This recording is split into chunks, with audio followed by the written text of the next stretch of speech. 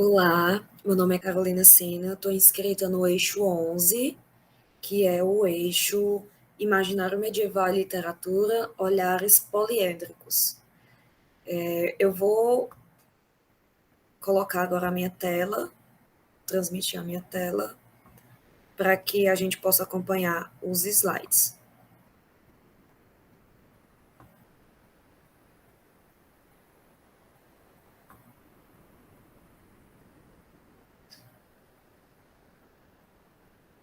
Pronto.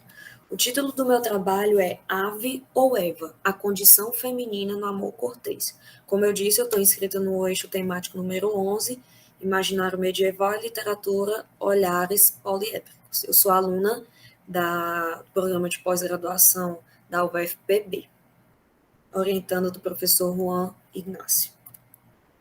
Então, a contextualização desse trabalho que eu fiz, ela vem tratando, né, sobre dois temas, Ave ou Eva. Já temos aí uma dicotomia que precisa ser desvendada dentro do amor cortês. A condição feminina no decorrer do tempo é um assunto bastante estudado e debatido por grandes pensadores e pensadoras deste século. O estudo sobre a mulher medieval e suas atribuições também não é diferente. As análises voltadas aos hábitos e práticas femininas relatados nos documentos históricos trazem um paralelo do que seria o feminino ideal. Porém, há questões ainda pouco exploradas e que precisam de uma atenção mais afinada de pesquisadores e historicistas medievalistas. O que eu trago nesse trabalho é mais para nós termos uma ideia do quanto o amor cortês ele precisa ser ainda estudado. A partir do momento em que a gente vê o amor cortês desde lá da sala de aula, da educação básica, até o momento em que nós saímos para o ensino superior nas academias, muitas vezes o aluno ele tem uma visão taxada do amor cortês, uma visão única. E nós, quando nós estudamos o amor cortês, quando a gente descobre realmente, tira o véu do amor cortês, nós descobrimos que há muito mais a ser dito e muito mais a ser descoberto sobre o amor cortês. E principalmente sobre a condição feminina dentro desse amor cortês. Seguindo, então, os objetivos desse trabalho é, primeiro, investigar a idealização feminina em contextos específicos da vassalagem, a divinização e a expansão dos direitos femininos, são esses dois momentos, analisar de que forma os aspectos da vassalagem estão mais ligados a uma contenção feminina ou enquadramento nos padrões da sociedade misógina e identificar na obra Tratado do Amor Cortês, de André Capelão, traços que identifiquem a forma em que a mulher era vista. Então, nós temos aí alguns pontos que devem ser considerados dentro desse trabalho, que são pontos importantes a serem discutidos. Então, nosso objetivo aqui é também identificar na obra o Tratado do Amor Cortês, de André Capelão, traços que identifiquem a forma a qual a mulher era vista. Então, através dessa obra de André Capelão, o Tratado do Amor Cortês, nós vamos observar se aquilo que a gente tem percebido de fato, de como a mulher era vista diante desse amor cortês, se ele se concretiza nessa obra de André Capelão. Diante do sistema feudo-vassálico reproduzido nas cortes, o amor cortês encontrou sua reprodução nos mais diversos grupos sociais. Então, a gente percebe que, apesar de ter iniciado dentro das cortes, né, dentro dos grandes palácios, o amor cortês ele foi reproduzido por vários grupos e várias camadas sociais. Então, a primeira coisa que nós precisamos desconstruir é que o amor cortês era cantado apenas nas grandes cortes. Pelo contrário, a gente vê que até hoje em dia, o que muitas vezes as classes mais altas produzem, as outras classes também costumam reproduzir a seu modo. Então, nós temos um amor cortês que ele, nas diversas esferas sociais, foi reproduzido. Dentre os diversos modos de expressão deste ideal, vê-se a idealização feminina. em que a dama é reverenciada e até mesmo divinizada pelo cavaleiro. Então, nós percebemos que, e nós sabemos que, como eu falei, até no ensino básico, até o ensino da academia, nós sabemos que há essa divinização feminina, há essa exaltação à mulher pelo vassalo, pelo homem que está louvando suas características. O que acontece, então, durante o século XI é um rompimento nessa estrutura social do período de vassalagem. O que acontece? A partilha de bens deixa de ser feita aos familiares mais distantes ou aqueles afins e passa a ser designado a quem está em uma linhagem, apenas a linhagem familiar, sendo, portanto, o primogênito o detentor dos bens daquele feudo, do senhor feudal. Então, aquelas pessoas que antes partilhavam desses bens, elas agora estão restritas a, através de amizade, através do seu louvor a esse senhor feudal, conseguir alguma benfeitoria. Então, a partir desse momento, aqueles que antes possuíam esses bens passam a ser cavaleiros, passam a ir para as cruzadas e dedicam-se a louvar esse senhor feudal e, portanto, a dama. Então, a dama, ela seria um mero método utilizado por esses vassalos para exaltar o senhor feudal, dizer as características positivas desse senhor feudal. Então, a dama seria apenas um pretexto para se chegar ao senhor feudal através da vassalagem que a elas era designado.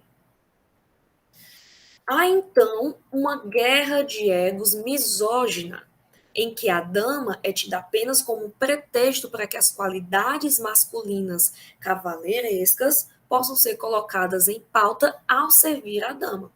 Então, no momento em que o vassalo se coloca totalmente ao dispor da dama, ele está também se colocando totalmente ao dispor desse senhor feudal, mostrando que ele é um servo digno, um servo que pode desfrutar de bens e da benfeitoria desse senhor feudal. Então, ele utiliza a mulher para se chegar a esse senhor feudal. É o que Duby vai chamar de amizade viril, estabelecendo uma amizade viril. Essa mulher ela é divinizada a tal modo que se chega ao culto mariano. Ela é tão divinizada que ela é comparada à Virgem Maria. Portanto, a mulher, para ser perfeita, ela tem que ter aquelas qualidades que já foram exemplificadas na Virgem, né? Trazendo, então, amor cortês como expressão dos sentimentos religiosos. Então, no momento em que o vassalo ele exalta o senhor feudal, ele também mostra que esse sentimento à dama é um sentimento tão divino que é religioso. É como se fosse uma louvação à Virgem, como nós vemos. Há, então, uma dualidade, uma dicotomia entre o amor à entrega desse vassalo e o amor próprio dele em querer participar dessa partilha de bens do senhor feudal. Acontece também, nesse período em que a mulher é divinizada, acontece uma elevação da condição feminina, principalmente na Provença. O principal percursor, né, a Provença foi um local onde o amor cortês foi tido como pontapé inicial. E nesse momento, no século XII, na Provença, há uma elevação da condição feminina em que as mulheres, elas detêm um pouco mais de liberdade em até estudar, ler, participar de momentos sociais que normalmente eram os homens que participavam. Então, vendo-se diante desse movimento, o amor cortês se propôs a padronizar essa mulher, de forma que a mulher, para ela ser uma mulher perfeita, uma mulher que possa ser dita como enquadrada diante daquela sociedade, ela deveria estar em determinados padrões que seriam adorados por esses vassalos. Então, padronizar uma dama que seria colocada fora de participações políticas e sociais, sendo idealizada para manter-se afastada, como podemos verificar no Tratado do Amor Cortês de André Capelão. Nos primeiros momentos do Tratado do Amor Cortês, a gente vai poder observar que ele diviniza essa dama, da mesma forma que o Amor Cortês já vinha fazendo. Ele diviniza essa dama, dá todas as características de uma mulher perfeita, e ele se coloca como vassalo dessa mulher perfeita, mas que por trás daquilo estava ditando os padrões que a mulher deveria ter para ser perfeita. E o mais interessante é que depois dessa primeira parte do Tratado do Amor Cortês de André Capelão, as últimas partes, ele vem então detalhar essa mulher como ela seria na realidade, como uma espécie de mostrar ao senhor feudal que, na verdade, essa mulher seria detentora de vários males que poderiam levar esse homem, esse senhor feudal, à perca dos seus bens. Olha o que André Capelão diz. É impossível encontrar mulher que se apegue tanto a ti e tenha tal constância que se mantenha fiel quando assediada por alguém que lhe ofereça presentes. A paixão da cupidez é tão grande nas mulheres que, diante de presentes generosos, caem todas as barreiras da castidade. Não há mulher, nem que seja ilustre por nascimento ou posição, nem que seja riquíssima, cujo pudor não seja vencido pelo dinheiro, e que não possa ser seduzida por um homem coberto de ouro, por mais vil e reles que ele seja. E mais, nenhuma mulher ama o homem com paixão suficiente para deixar de dedicar-se com todas as suas forças à obra de despojá-lo de suas riquezas. E deve saber que essa regra não falha e nunca tem exceção. Ou seja, isso só demonstra e corrobora com a ideia de que ele, na verdade, não via tanta divinização assim na dama. Que, na verdade, essa dama, como ele diz que não tem exceção, ou seja, ele engloba todas as mulheres, essa dama seria entregue, na verdade, às riquezas daquele senhor feudal. Então, veja como é interessante esse jogo que ocorre no amor cortês. Ao mesmo tempo em que o vassalo é totalmente entregue a essa dama, diviniza essa dama, ele também a vê como detentor de todos os males que podem levá-lo à pobreza. Então, a gente observa que, por trás daquele culto à mulher, há, na verdade, uma forma de padronizá-la e colocada no caminho que o homem deseja que ela esteja. Minhas considerações finais. Podemos observar que há, portanto, fatores a serem considerados quando tratamos da condição feminina diante do amor cortês. Vemos que, ora, a mulher é divinizada e elevada com os mais belos requintes das palavras dos trovadores, ora, por trás do cenário literário mais nítido, vemos uma realidade em que a mulher é tida como um mal que chegaria à vida do homem e o tiraria de uma vida de pureza e glória.